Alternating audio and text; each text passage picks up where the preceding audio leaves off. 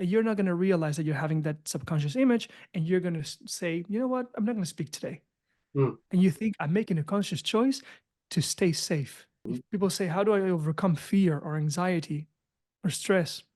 Well, you're thinking about the future in a negative way. Otherwise, you could not feel anxiety and fear, period. Yep. You can open the tap of any neurotransmitter you have in your body to create any emotion you want. And it's perception that closes certain taps and open other ones. You go through life looking at things and people and circumstances in a neutral or positive way, because then you're free from any negative emotion.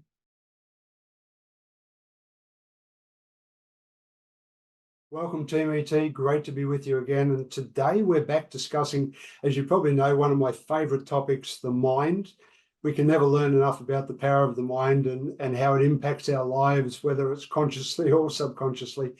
And you will have heard me introduce our conversation today is based on some cutting edge theory, as well as its application through a model called the Mind Canvas. And here to help us unpack everything related to, as well as beyond personal development, including this theory, is our guest and creator of Inner Accelerator, Mr. Juan Campoo. So Juan, welcome to the ET Project. Wayne, thank you for having me. It's a pleasure. I watched you on a TED Talk recently, How to Go Beyond Personal Growth. Nicely done. Some great statistics, some metaphors. I really enjoyed the envelope, ego and true self. I thought that was very nicely done. How was the experience? Well, it's actually one of the high points in my life. Never going to forget that. As I speak of it right now, I feel all the emotions coming. I have goosebumps. It really is. And like you say, people are really shocked by that metaphor, how simple it is to put the mind and life in that sense. And brings me back to a coach I had once, a storyteller coach. She told me that I'm a synthesizer. I have an ability to consume incredible amount of information and books and models, and to make it incredibly simple for people and intuitive. Yeah, so that's a good one. I thought the graphic illustration was nicely done as part of the background to really visualize and crystallize what you were talking about. So overall, I thought, one of the things that I enjoy watching with people that speak is the simplicity of their slides, and you achieved that very nicely. So I really enjoyed the TED Talk. I was curious how you managed to go past 18 minutes. How did you manage to go? Because I think it's about 19 minutes or something. Yeah, I thought so too. I thought they might not put it up because it was about 19 minutes, but it's not really that harsh. They really don't have a problem. Maybe in the main TED stage, but TEDx, I think they're a little less hard there. Yeah.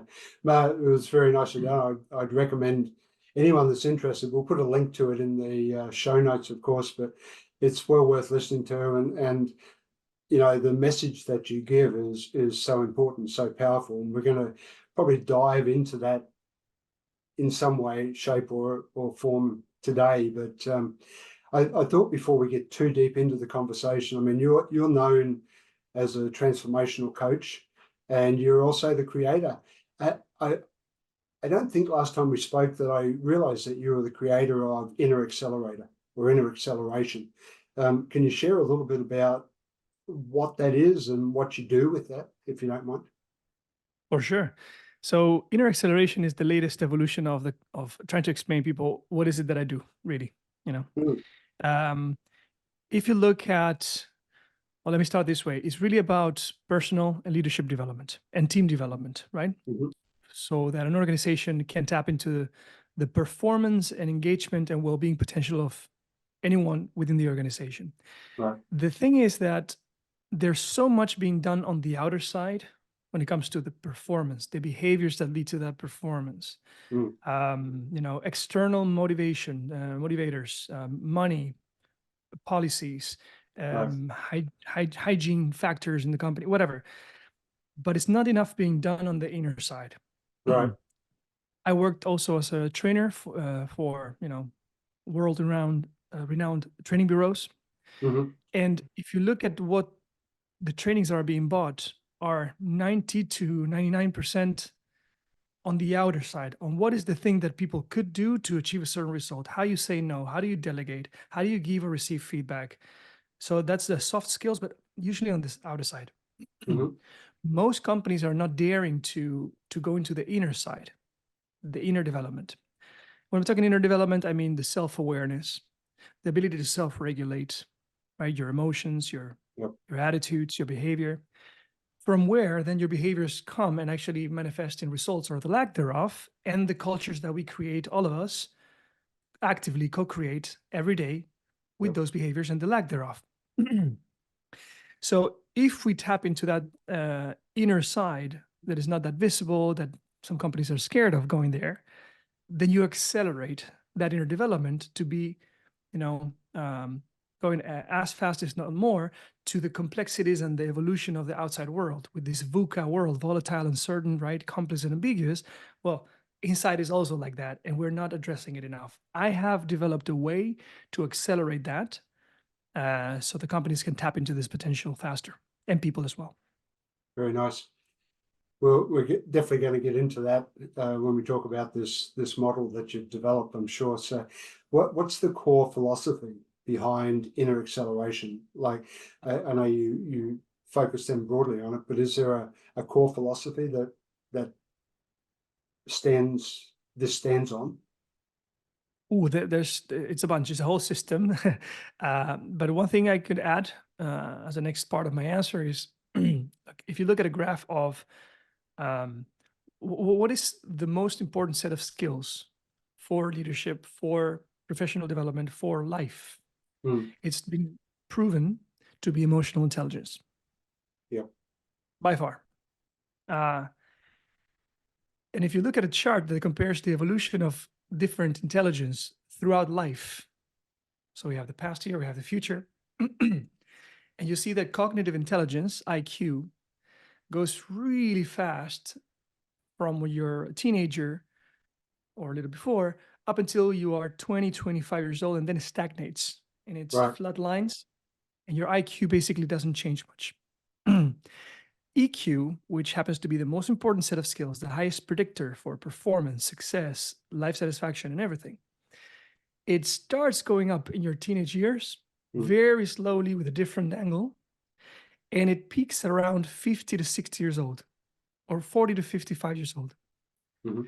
Now, wouldn't it be nice if we could flatten that line or bring it closer, so that at the beginning of your career, you start benefiting from having those skills? And especially, it's not surprising that a leader becomes a leader only when he achieved a certain emotional intelligence, of course. Right. So what happens if you accelerate that development? Then you get into this bountiness. Now, I don't know if I'm answering your question. Principles, is there anything else you would like to? No, I think Yeah. that's a nice lead in. We'll segue to that a little bit later, but that gives us a very nice understanding, I think, behind where you're going with the whole organization. I wonder if you don't mind, I mean, it's your call how much you share, but I wonder if you could share a little bit of your personal journey, and some of the challenges perhaps that you faced as you moved in or on this path. Like, you haven't always been doing what you're doing, so where did it start, and how did you get to where you are? Beautiful. Yeah, so I was a professional in, excuse me, sales and business development and marketing, mainly, business management studies. And very long story short, after several years of career, I was growing a lot, very fast. Mm. I was earning a six-figure salary before my 30s. So I was doing very well. Yep. But something happened because of Mhm. meditation, because of yoga. There was a shift going on inside of me. Okay. And that shift was calling me to work with people, for people, through people. Okay. And I couldn't not listen to it. It was a clear message, a clear longing for that Mm. change, for a more meaningful career. And I shifted to that. I took my first certification in life coaching when was it, in 2011 or 12, I think. Right. And I fell in love with the idea of coaching in general. I realized also I was very limited in what I could do with people with a certification in life coaching. And from that point on, every year I took 1 or 2 certifications and something about the mind, emotions, psychology, team dynamics, corporate development, culture, leadership development, you name it. Yeah. And I'm fascinated with that, to unlocking that potential. Very nice. I'm guessing that is what led you down the path of putting the book together as well. So you have a best-selling book called The Mind Canvas: A Revolutionary Approach to Personal Mastery. How was the book received, first of all? Yeah, it has 5 stars on Amazon, and like you said, it became a Amazon bestseller in 3 categories, and the feedback is fantastic. I get people saying, you get the same kind of feedback all the time. Excuse me, my throat is a little bit. 1 second. The feedback that I get is the following. This comes from a well-renowned coach. He said this: imagine you have a library, a huge library where all the books on personal development, mindset, and leadership are there. And suddenly you condense all of that knowledge into 1 book. That would be the Mind Canvas. It's like a full library of personal development in 1 book. And the reason why, and this part of the inner acceleration, why one of the principles of inner acceleration, is because with the Mind Canvas model, which is just 1 simple image, you simplify psychology. You make it simple and intuitive. Right. And you also include in there, in that simplification, emotional intelligence. 1 image, right? Like the Lord of the Rings, 1 ring to rule them all. And then if you think of, for example, okay, let's talk about the Walt Disney creative strategy, something that there's tons of workshops and trainings on that, or you want to talk about the grow coaching model, or you want to talk about, dealing with limiting beliefs, anything that you can think of, a lot of it, you can find it back in a visual, intuitive way inside my model, because it basically uses 2 variables, time and interpretation. We're going to talk about it probably in a moment, but it's any kind of thought process, any kind of decision, you can find it in there. And therefore, you can see what is the impact emotional that is having that thought, that decision in me, in my behavior, in the people who will be touched by my behavior or by my decision. You can see it right there and make a conscious choice to shift something. You speak about personal mastery, and I'm wondering, how do you define that? And I guess an extension of how do you define it is, why is it so important for us as individuals to really be masters of our own self? Well, beautiful set of questions. And there's a lot in that question. There's many parts. I'm sorry for that. No, don't worry. And I touched on this also on the book. That's how I actually start the book. The first chapter is on the bigger picture. I once read a book from a very well-renowned doctor from, I think it's the Mayo Clinic in the United States. He said that life is nothing but the sum of present moments, right? What is life? It's the sum of all present moments in your life, in my life. So really, a good life is about mastering the present moment, your present experience. Then that takes us to another principle. Do we experience life really? Or do we experience our own inner interpretation and experience of what we don't filter about the outer experience, right? And this, up until this point, a lot of leadership trainings or coaching involves this, is knowing the leader to get to realize that what we see, the perception, is not reality, right? That's a basic principle in most leadership trainings. Yes. That's up to that point. Yes, they go there, and then deeper, usually they don't tend to go. And it's a shame, I think. Then if life is the mastery of all present moments, what does it mean? What is the present moment? Well, I have my actions and my decisions. And then what influences that? And therefore, what creates then the environment and the experience that we all share? Well, it's our emotional state. If I'm afraid, if I am not confident, if I'm demotivated, I'm not going to do the things that will change my environment and therefore the experience of others as well. But if I'm confident, motivated, inspired, um, basically that would unlock my behavior, different kinds of behavior. You know, we all know that we should act in certain ways, but why don't we? Why do we postpone? Why do we we plan on giving that feedback and the moment comes and our throats, you know, gets a knot and we cannot speak, or we sweat and we choose not to do it and then we never do it? It's because of our emotional states. That is the door for behavior to change or not. And then what affects our emotional states, what dictates it, is our mindset. And that's a very simplistic way of saying all of our psychology. And in there, this is where it gets tricky. People don't know this. And that's why inner acceleration is about teaching people this. What is in the mindset that unlocks that emotional state, that unlocks the behavior, that changes the experience in reality? There's thoughts, there's that comes in form of self-talk or images. There's also belief systems. I'm not good enough. I don't deserve this. The other is wrong. I am right. All perception and belief systems. And there's values, things that are important for us. There's a whole movement on values-based coaching for leaders. Becoming aware of what's driving subconsciously, right? Your behavior is not just values, it's also beliefs, and it's also thoughts that repeat because you just practice them too much, right? If you practice too much, the idea that in a meeting, people will find you awkward. Every time you go to a meeting, that's a trigger, you will repeat the same thought, which is an image of people laughing at you. And you're not going to realize that you're having that subconscious image, and you're going to say, you know what, I'm not going to speak today. And you think, I'm making a conscious choice to stay safe.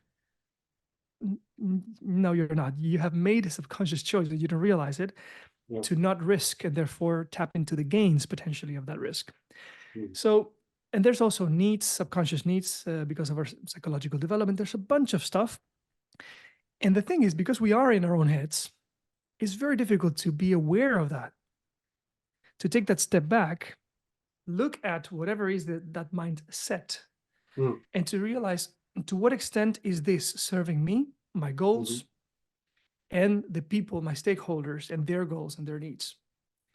That ability to take a step back and look with consciousness, with awareness to what's going on in the mind is the first element of our emotional intelligence, self-awareness. Self-awareness, And then to be able to shift that, to change it so that unlocks new mindset, new feelings, new behaviors, new environments and experiences.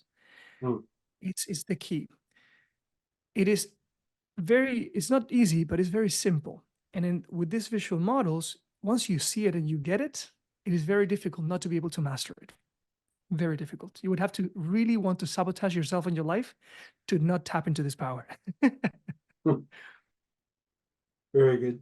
We'll talk more about that, because I always have a follow-on question when we start talking about self-awareness, which is, awareness for me is always step one. Step two is then being able to tap into it and regulate, the second pillar. But we'll come back to that. I'm curious, while we're on the topic of the book, you know, the whole premise around the book is the mind canvas model. So I wonder if you could stop us sitting here in suspense and introduce the model for us, and give us a little bit of an introduction to, you know, what is it, how does it work, and why is it so powerful, perhaps? For sure. Excuse me. Do you see my background now? I do, yes. Great. So this is basically the basic version of the model, the mind canvas. What you see right here is 2 dimensions. You see time with the past, present, and the future, and you see interpretation or perception, whether it's positive, neutral, or negative. And it's very simplistic, but at the same time, these are 2 universal variables that affect everything we do. Therefore, that's why it includes most of the things we can do with our minds. And what I say is that, look, if you go to a psychologist, usually what happens is you're months, if not years, if not decades in therapy, right? And this takes me back to the question you asked me, why did you write the book in the first place, right? Let me connect the 2 stories. After doing more than 10 years of coaching and trying things from, Eastern philosophy, neuro-linguistic programming, from everything that I studied. Yes. I developed my own specific way of doing things, and the speed at which transformations were happening with people and their lives, their marriages, their businesses were changing. It was astonishing for them. They said, "How is this possible? That in 3 sessions you can do what a psychologist didn't do in 5 or 10 years?" Right? Their words, not mine. And I kept hearing things like that over and over again. I said, okay, there's something special here that I need to reverse engineer and try to make it, tangible and to give it back to people. Right. And that's when it took me a year to reverse engineer the process. What was the 20% that gave the 80% of the result? That was the mind canvas. If you understand that this is how your mind works, that at any given time, you're always in the present moment, trying to master and that experience. Any given time, your mind is thinking or perceiving or interpreting something, and it can be about the past, present, or future. And you can do that in a neutral, positive, or negative way. Yeah. You immediately have mastery or control over your emotional state, which is always in the present moment, walking with you everywhere, right? So you said, what is personal mastery? It's the ability to master the inner dynamics of that Right. person comes, I talked about this in the TEDx talk.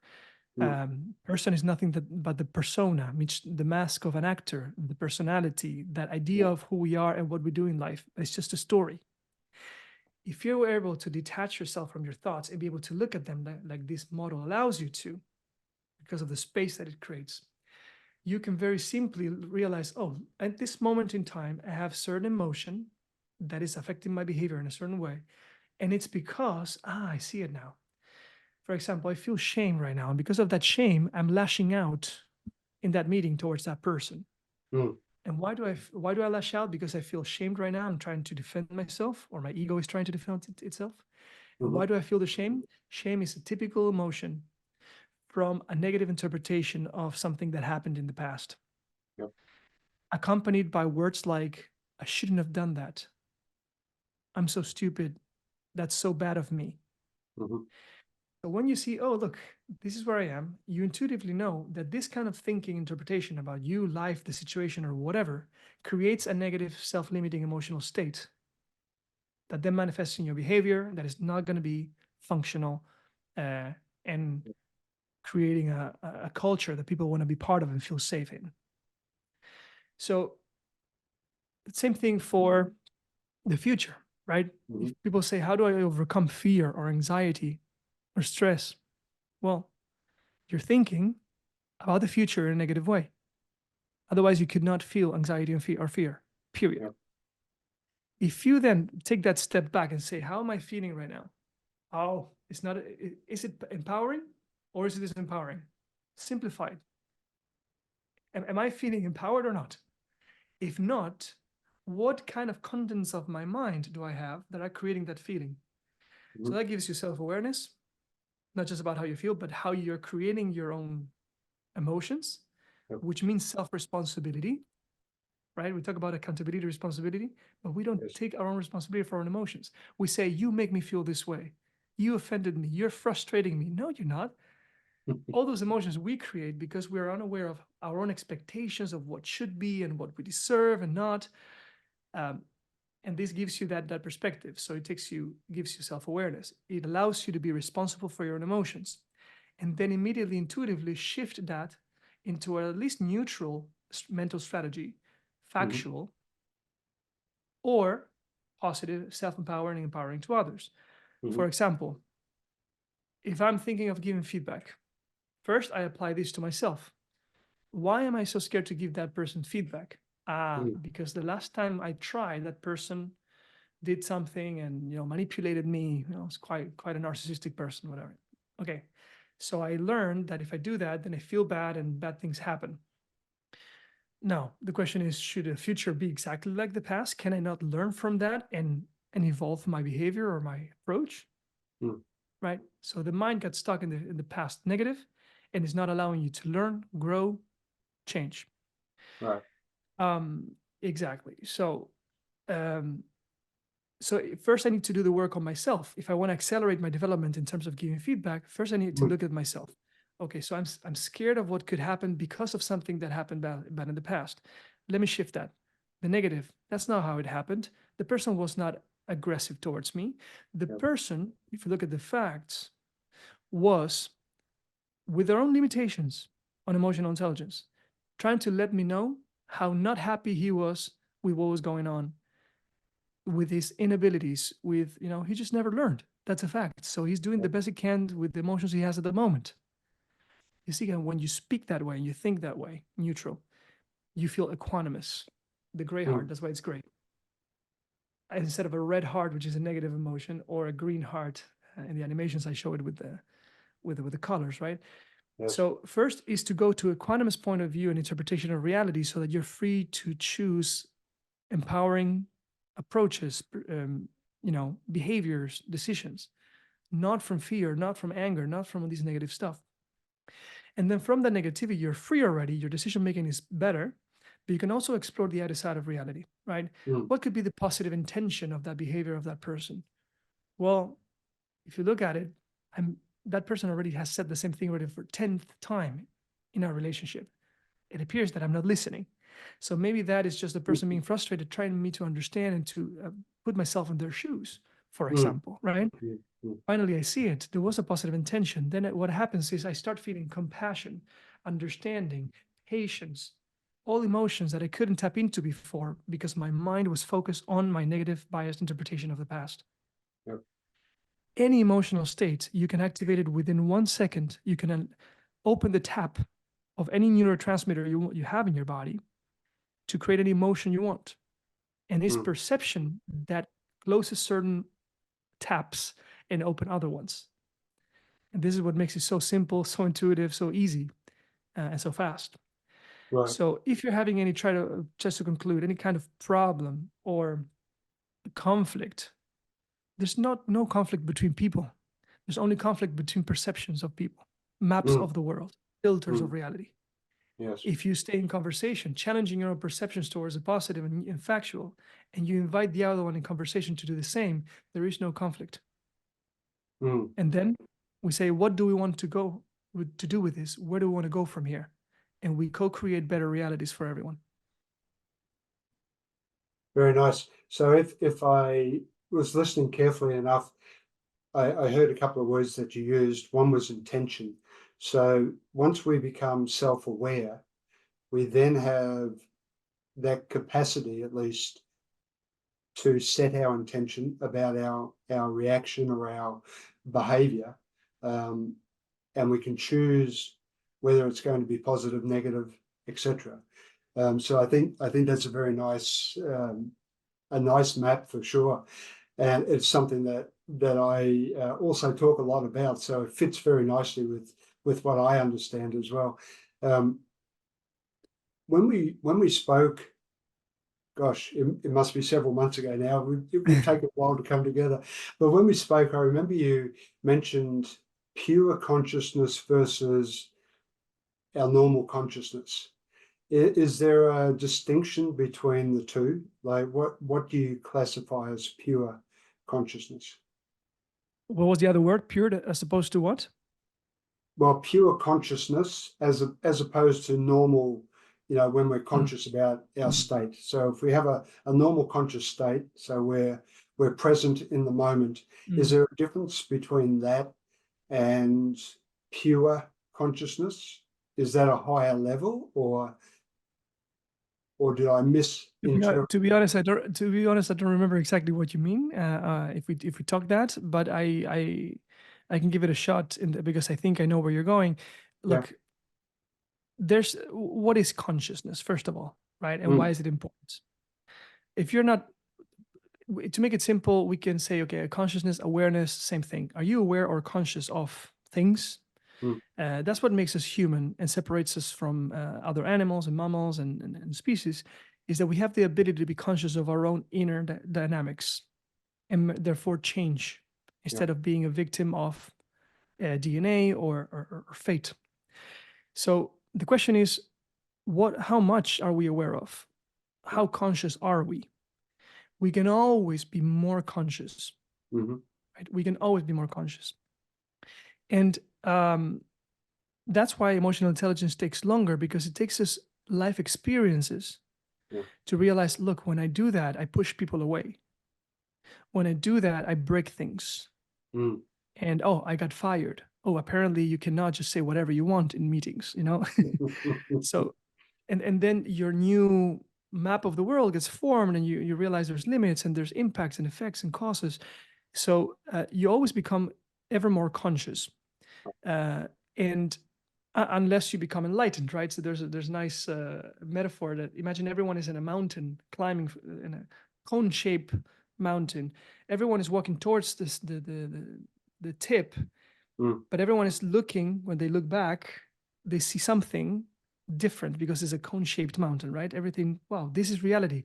There's a sun setting, and there's clouds, and it's beautiful green with flowers.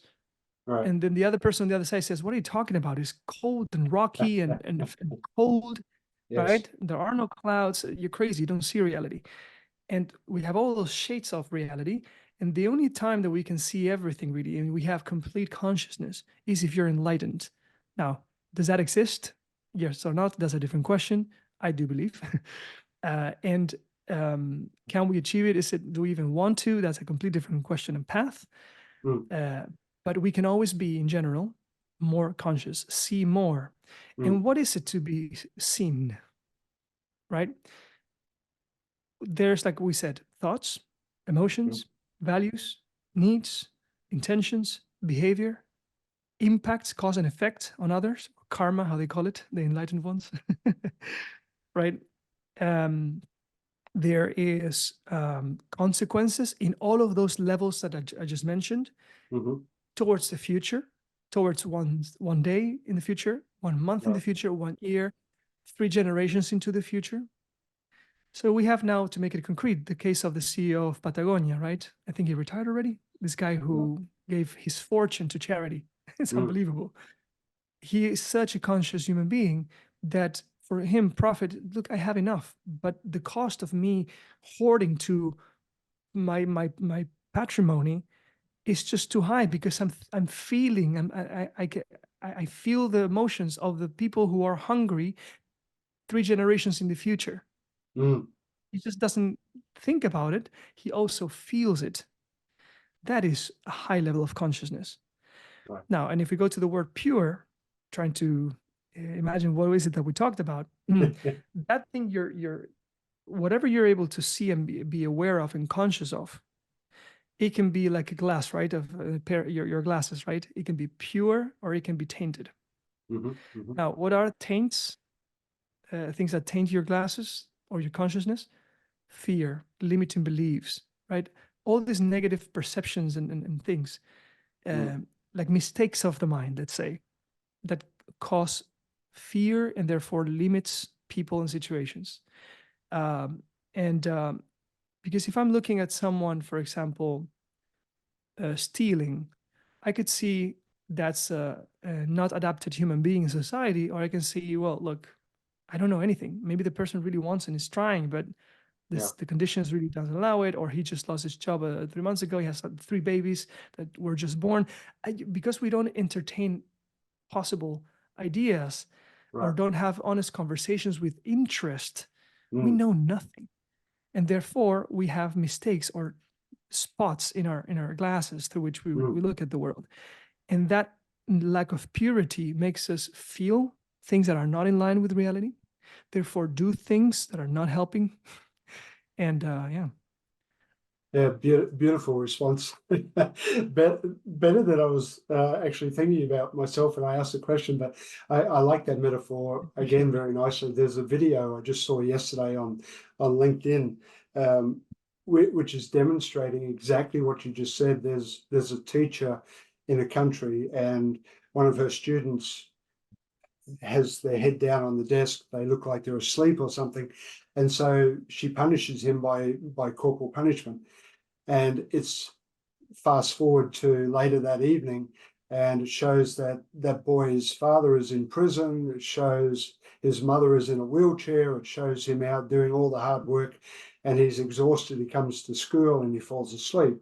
And that's only a small part of the picture. And exactly to your point, the teacher only sees what they see and looks at it through their tinted glasses or glasses with specs on without fully understanding. And That's very, totally true. very nice. Yeah. Good Yeah, example. Good example. yeah. I'm also wondering, I can imagine tools like mindfulness or meditation and these types of tools. Do you practice these as part of your coaching practice? Because those things take time to develop. Mm, And practice and practice and practice, yeah. minimum twice a week, hopefully 3 times, if not more, a week, Yes. to really tap into the benefits and to make it Right. a habit. I don't teach that. I tell people do it, Right. but otherwise it wouldn't be accelerated. Look, Okay. when I started in this path, I told you in 2012 with my first certification, I was trying to accelerate the impact I had on people. Mm, I became a yoga teacher because yoga, meditation, mindfulness was yes. transforming my life. Transforming. It was opening levels of consciousness I never thought possible. Mm, My whole personality changed twice in a period of 3 years. That's how transformational it can be when you do the work seriously. I was going 5 times per week, yes. right? And I'm working with swamis on tantric practices and energy work and psychology work. It was incredible. Right. And I was giving yoga classes. I became a yoga teacher as well. I gave yoga classes for free just to give back once a month in a park in Santiago de Chile. And I realized, look, this is already 3-4 months and people are just getting the physical benefits of it and maybe some relaxation and mental peace for a couple of hours until they go back to their homes or to their works, right? Or hop in the car with traffic and the rage comes again. Right. This is not the path. I mean, it's a modern world. We're triggered like sages from the past. We're not triggered, so we need a different way. We need a different way. Yeah. That's when I continued to study and then I built what I built. Mm, And so I lost track of your question. There was a point where I was sharing that. What was it again? no, I mean, you answered the question nicely. You said that the practice of mindfulness or meditation, it's a journey. Yeah. And what you're trying to achieve with your coaching is a fast Yes. impact. So that's Yeah. clear. Yeah. But let me complement that with to really bring it home. So if you do my work, if you learn these models and therefore look at life through these models in yourself, it really transforms how your mind works. You think less but better, right? You just want to ask questions because everything is neutral. There's no negativity or positivity events. Everything is neutral, and you're just curious and you just ask questions. And from there, you don't run any risks, and you only harvest so much creativity, engagement from others. You avoid conflict.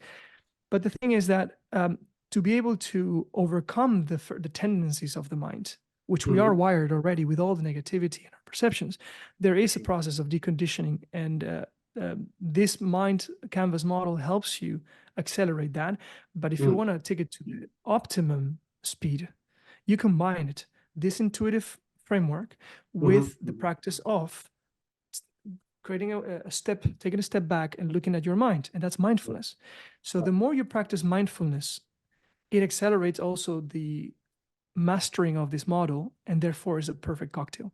Again, I do mindfulness, I do meditation. So yes, I know the power of both combined. Excellent. And it therefore embeds your approach. It helps to cement that approach through that longer term practice. I'm thinking resilience is almost a byproduct of what you're introducing. So by becoming a more positive person, you're going to be less focused on the negative, and therefore, I suspect, more resilient as things go on, as the It's challenges. exactly. It is almost as if you knew that I have this slide prepared or this background prepared. Almost as if you knew. Whoever, listeners, we did not have this planned. This was not staged. No.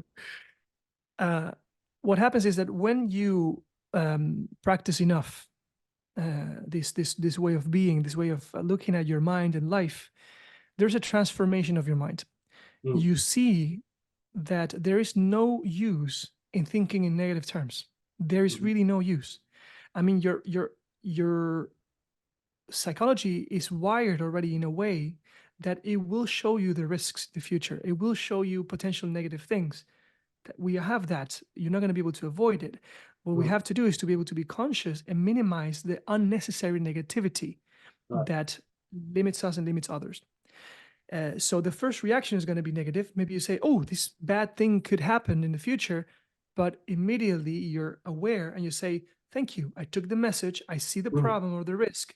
And now it's not a negative thing. It becomes a factual thing. So in this model that you see here, basically the neutral, which was the gray in the middle, has eaten up the red. And basically you go through life, and that's an equal on the bottom, and it's not a minus anymore, right here. You go through life looking at things and people and circumstances in a neutral or positive way, because then you're free from any negative emotion. Therefore, you have your neocortex always active to make decisions, to think critically, instead of being hijacked and being an animal that reacts, right? So now you're free from that. You don't have that negative stuff. And at the same time, you are having amazing conversations based on fact, asking people, why did you do that? What did you want to get from that? What other options are there? You know the power of that, right? Or positively, I see why you're trying to do this, and the intention is beautiful, my friend. I also see that there is a risk, which is a fact, right? How would it be if you maintain your positive intention and you try to avoid that risk? How would you do that? What other behaviors are there, my friend? And it's a complete constructive, beautiful, explorative, adventurous conversation. And then It everyone is sounds like the empowered. true definition of a growth mindset, one where you're just constantly seeking Learning. the potential, the opportunities. You're curious, you're learning, you're adapting, you're growing. Yeah. I told you, any model you can think of, it's here. Right? So the growth mindset is basically, no matter what happens to you in the present moment, instead of going into a negative interpretation, look at what can I learn from this? And you leverage it and you mine it, you harvest it, making it at least a neutral, but usually a positive. And then it's just that my mind canvas gives you more intuitive ways to leverage that. What can I learn from that? How can I use that in the future? You move into the future, right? How would I like to behave? How do I look like when I incorporate this in my behavior? And what is the benefits that it's going to create for me, for others, tomorrow, 1 month from now, 1 year from now? It is all encompassing. But yes, it is also the growth mindset. Yeah. Yeah. I can imagine that throughout your career, throughout this journey, you know, after you've created this model and started to introduce it, that there's probably been many memorable moments with different clients you've worked on or worked with as they started to see the potential and see the person that they could be or can be. There's anything like, are there any stories that you tell about, you don't have to mention clients, but about inspirational stories, the journey that people have been on that have really embodied what you're promoting? Definitely. It happens every other week that I have someone saying, my clients sharing with me these incredible shifts in their lives because of the inner shift that they took. There's a couple that come to mind now. One is, and I can say her name and everything. I have complete permission for my clients to share, most of them, because I see, look, by the way, let me make this comment. After they experience the transformation, they all say, how is it possible that people don't know about this? People don't think that such a change exists once your mind is transformed that way. And therefore they say, I want people to know this. And they volunteer to do a testimonial video or for me to share their stories. So one of them is Alexandra. She was, actually, we were studying Dutch together when I came to the Netherlands about 10 years ago. And she was very shy. She was very, very shy. She wouldn't speak to anyone. She seemed such a good girl, but she would never speak to us. 5 minutes before the class was over, she would always have her backpack ready. So the moment the teacher says, thank you very much, she would already be in the door and out. One day I started seeing that it's not just that she was leaving and avoiding social interaction. It was also that I felt so much pain. She was really going through some deep things. So I actually got my backpack ready. And the moment she went out, I went behind her and I said, "Hey, can I talk to you?" And she tried not to, but I said, "Just 5 minutes." "Sure." And I said, "Are you okay?" And she said, "Well, no, but I gotta go." And I says, "Would you like to talk?" Friendly ear. She says, "Yeah, sure, whatever." I had her number. She had my number. We met for coffee. And I told her, "Please look at my testimonial videos and my website before we meet, just to see what is triggered. And we can go wherever you want in that conversation." Now, we started talking about her and the fact that she was already planning her suicide. Wow. Now, when someone is planning with details their suicide, they're basically there. Yep. You can talk about, "Oh, maybe I will commit suicide," but when you have plans and a time frame, you're there. So I told her, "Look, I'm going to do what I shouldn't be doing as a professional, because in the coaching profession, we refer to trained psychologists or therapists for things like this. But I know the work that I do." And I told her, "Look, when I hear you and I see what you're doing with your mind, do you believe me that there's not a problem with you. It's just that you became an expert at using self-limiting mental patterns. Everything you say in this conversation is just tainted, and it's affecting your perception of yourself and the world."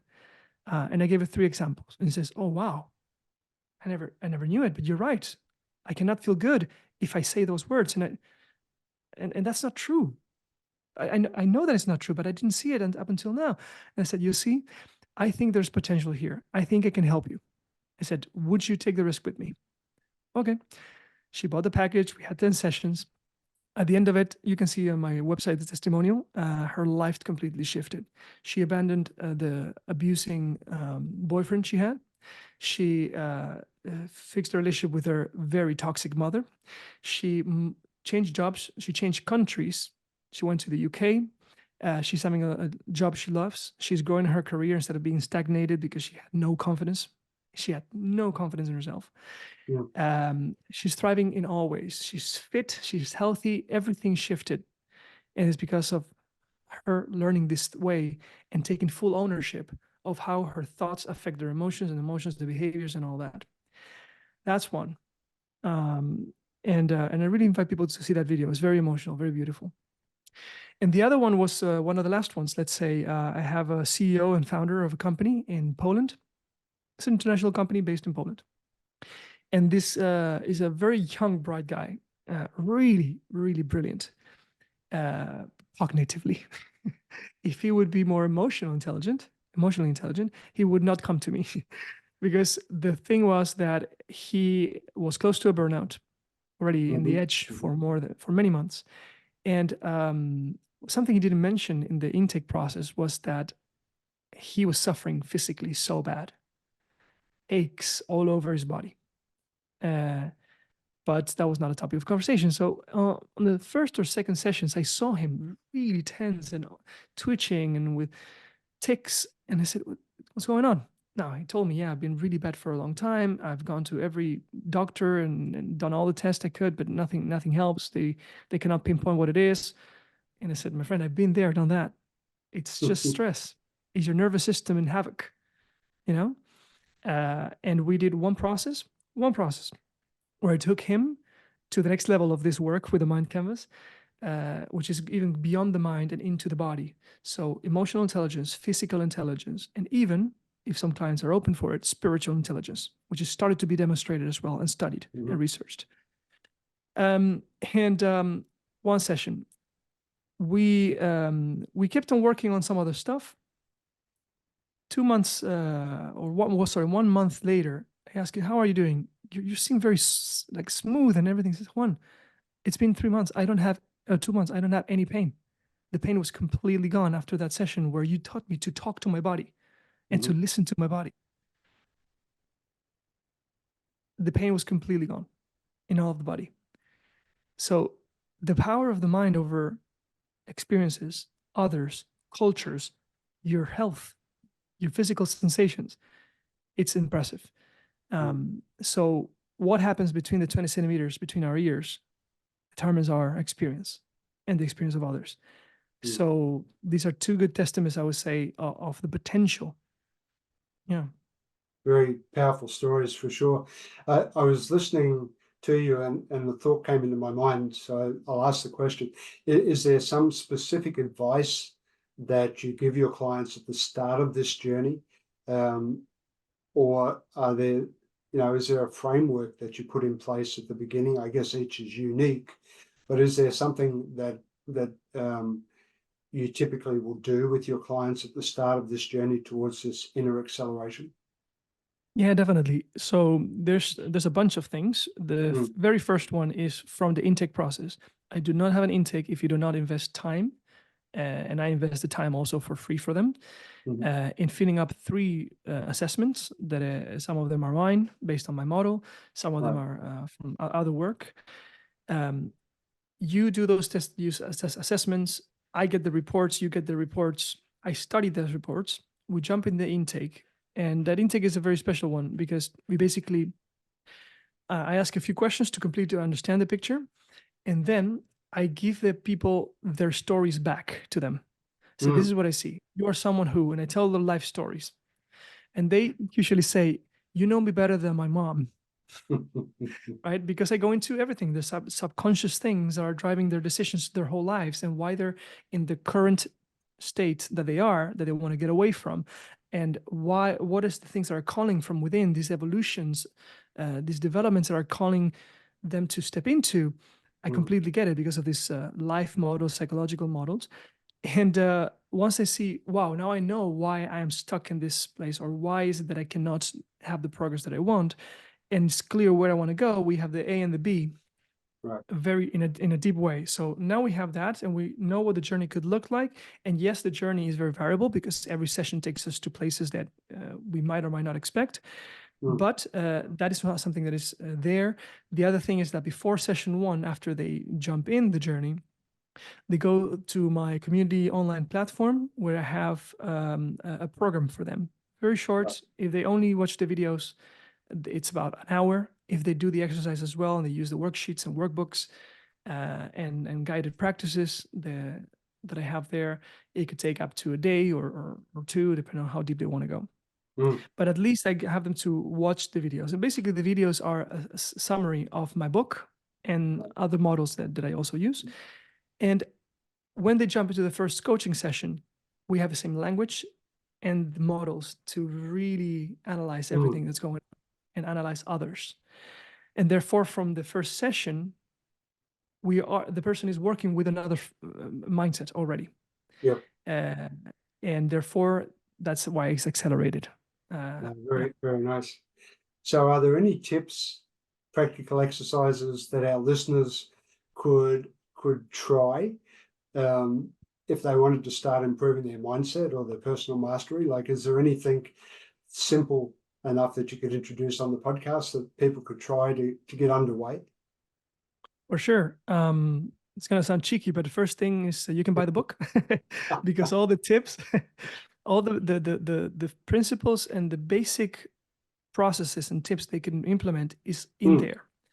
However, if there's, without giving too much information and also making it short, there are 3 main practices that basically accelerate your inner development. There is what you do in the present moment with every experience. Are you mindful and aware of the dynamics about the world, others' behavior, your emotions? If you do that already, you have a chance, right, to make better choices, right? If you then, from that awareness, you realize, catch yourself in some kind of negative emotion or interpretation, and if you shift it, you're already going to tap into the benefits of this. Just ask yourself, what is the opposite of what I was thinking?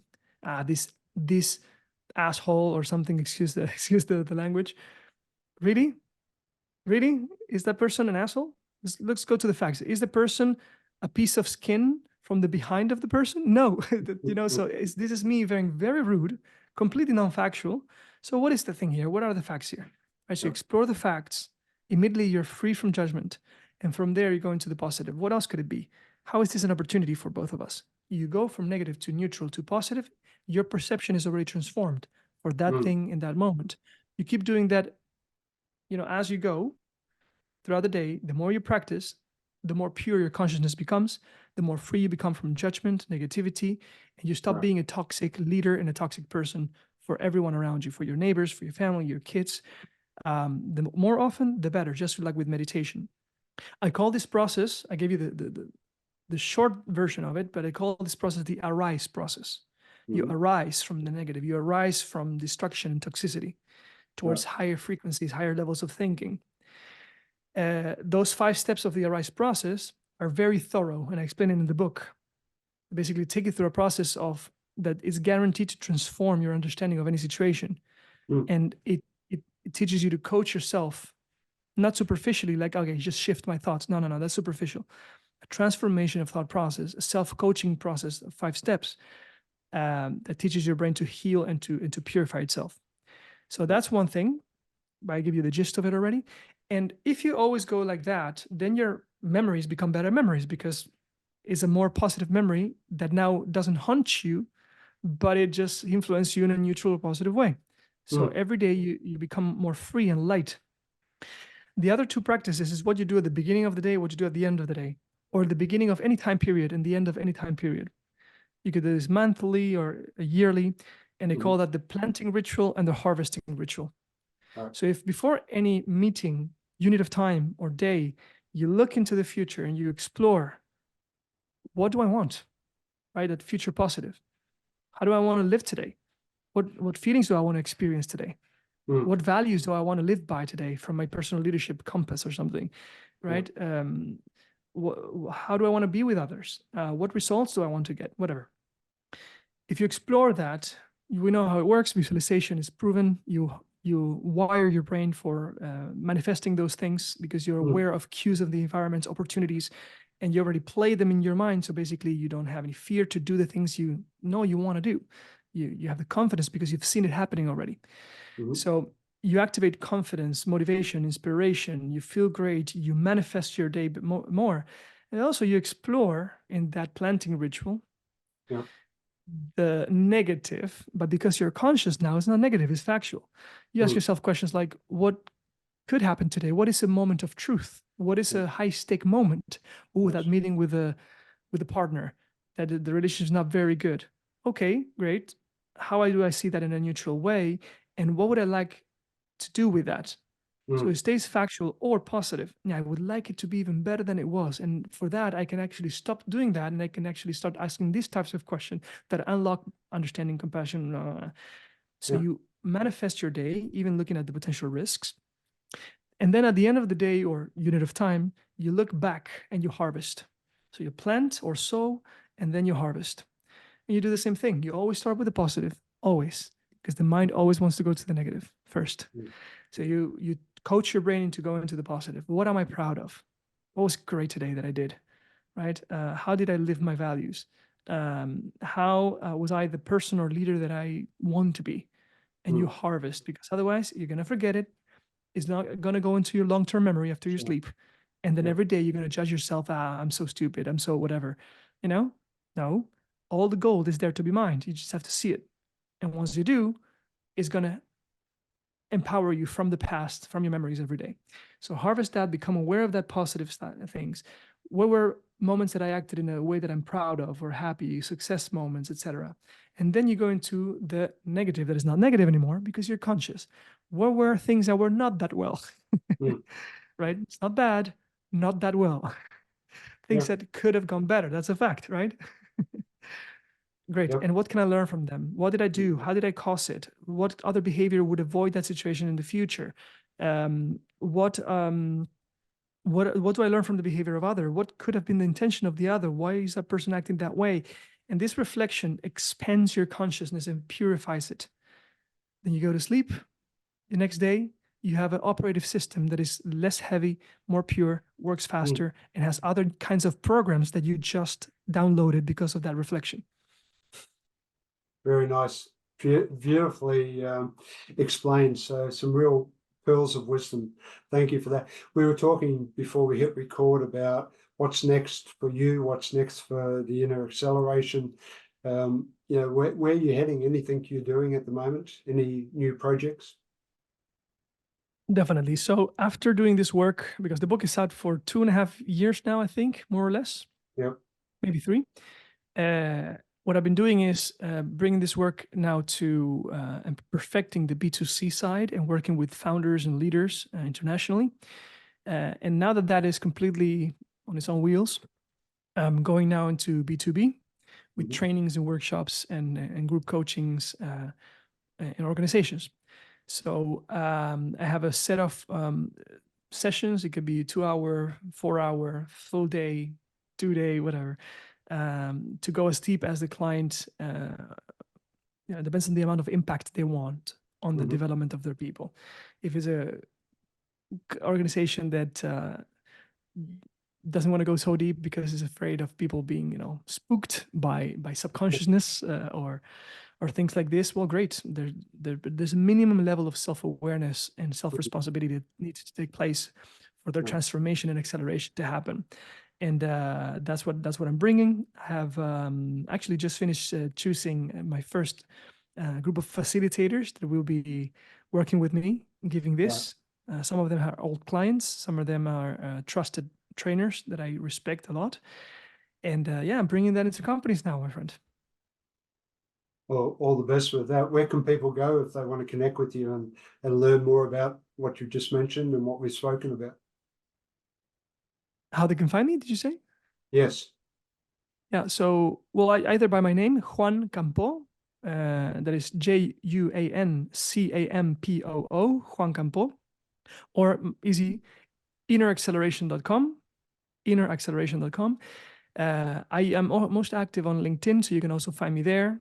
You can find my LinkedIn with my name or on my website at the bottom of it. And the book is called The Mind Canvas. There are a bunch of books with that name.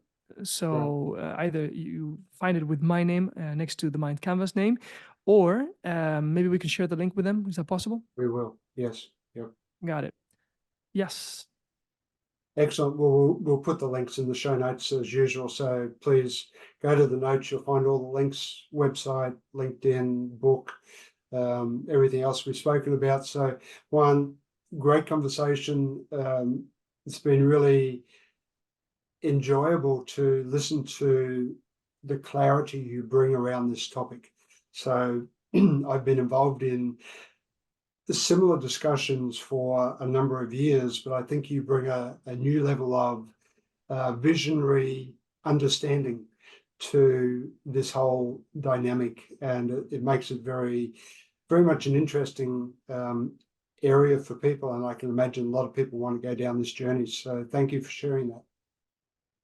I feel very honored by your words. It confirms what I'm doing, and it only gives me motivation to continue, my friend. So thank you. Thank you. So what are you waiting for?